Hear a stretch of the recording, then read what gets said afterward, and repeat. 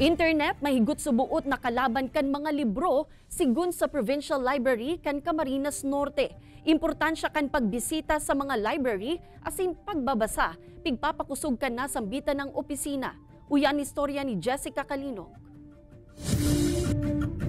Kasabay kan selebrasyon kan National Book Month, nagbugtak nin Library on Display an Office of the Provincial Library sa Sarong Mall sa Banwaan Daet, Camarines Norte.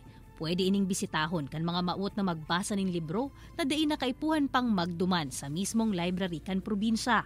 Ang nasambitan ng aktibidad, parte kan kampanya kan Provincial Library na maipahiling sa publiko ang dakulang papel kan mga libro sa pagkakaigwanin dagdag na kaaraman kan mga tao. Sigun sa Provincial Librarian, sa panahon ngunyan, dakulaan huma na darakan internet asin social media sa mga library. Alagad syerto subuot na daikay ni kayang gadanon ang mga orihinal na impormasyon na nakasurat sa mga libro.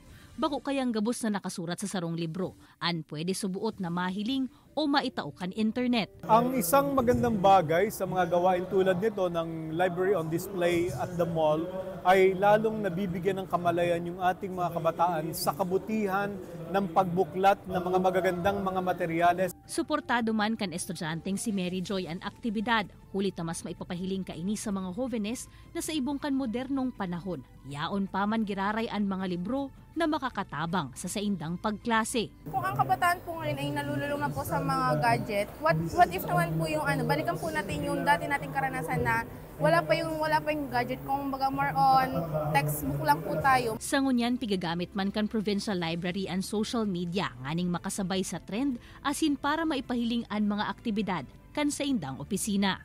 Ini si Jessica Calinog, Balitang Bicolandia.